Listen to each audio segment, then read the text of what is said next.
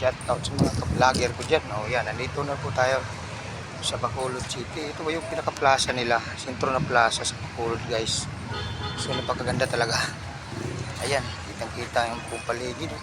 So marami po yung namamasyal dito, guys. So ayan. Pati si Felix Vlog nandito. O yan. Shout out. Mandirigma ng Pinas. Diba? Maganda guys. Malamig na lugar. Makita mo guys.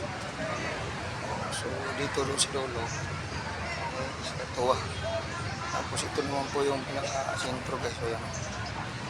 So tapos yung parang ito yung kanina yung simbahan guys. Doon po sa likod yan. Ito doon po sa likod ng sa dulo. So yung makikita natin yun ang nandun ng simbahan sa dulo. Umikot lang po tayo.